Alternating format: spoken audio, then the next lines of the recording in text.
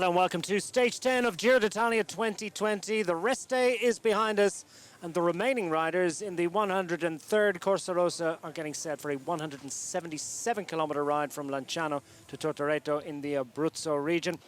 Well, here's where we're headed today. We're going to head towards the Adriatic coast, hug the seaside, and then head inland for the second part of the stage, which includes a total of 4 categorized climbs along the way, one of them early, and then we've got 3 little grippy ones, which could play a big role in the destination of stage honours this afternoon. 2 intermediate sprints along the way as well, second of those coming relatively late in the day. And into Tortoreto, where we've got a slightly tortuous couple of circuits.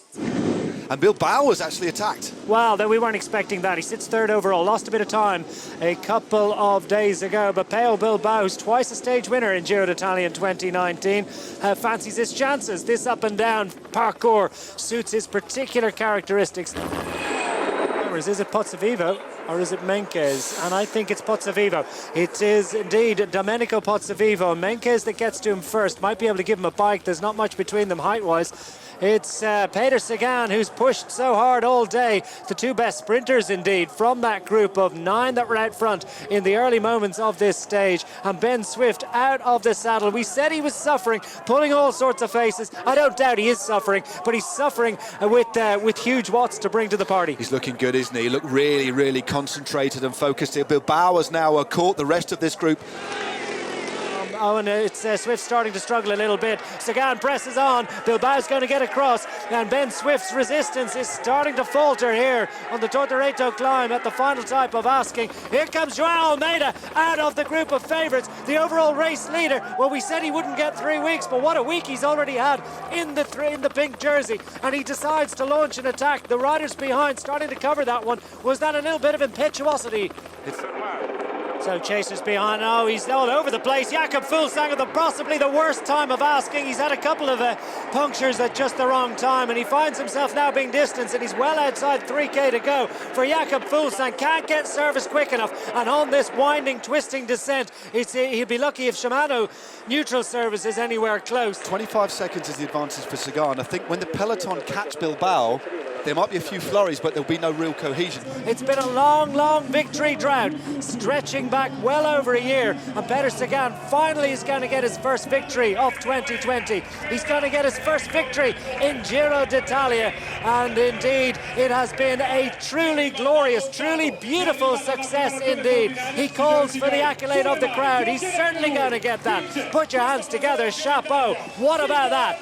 Peter Sagan gets victory on stage 10, holds them off by just a handful of seconds, and in some ways, for so much of the day, that's all he's enjoyed. Power and strength being displayed too by Joao Almeida. In the bid for the final bonus seconds, he leads out the sprint behind Brandon McNulty, and it's Joao Almeida that gets up to extend his lead overall after what has been a terrific bike race. Jakob Fuglsang is conceded a lot of time, and that maybe will seriously dent his aspirations, not so much his aspirations, but his chances on the overall classification. We knew this would be a tough day. Maybe hasn't been quite as selective amongst the GC contenders, but what a race for the stage that was. 19 seconds for Peter Sagan over Brandon McNulty. It doesn't really tell the full story, does it? Joao Almeida leading the group in behind, ahead of Swift, Hendley, Maika, Conrad, Kelderman, Pozzovivo, and Peo Bilbao back in 10th position. Peter, it's been a long time since the last win. How do you feel? Are you relieved? Yeah, I'm very happy, what I can say, finally, because I'm trying since when we started again the season with Strade Bianche, Milan-San Tour de France. I was a lot of time on the podium in the first top 5, but the victory was, I had the last victory last year in Tour de France. It's already a long time ago, and finally arrived. I'm very happy for that. Did you have a plan today, or did you improvise this solo attack? No, for sure I didn't have the plan. And what I have to say, when I already accepted I doing second, third, fourth place, and after I just let it go that I don't try anymore, and victory is coming. That I'm very happy for that. Does it feel even better to win solo? Oh yeah, finally I won with my style. Do the race, do some show, and take the victory is something special. Great style indeed. Thank you. Thank you.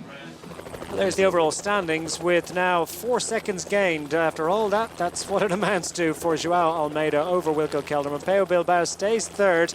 Pozzovivo stays fourth. Nibali, Conrad, Hindley, Micah, Masnada, and the rest. Another day in pink beckons for Joao Almeida as he skips up onto the podium, showing no obvious ill effects of a 177-kilometer bruising encounter out on the roads of Abruzzo.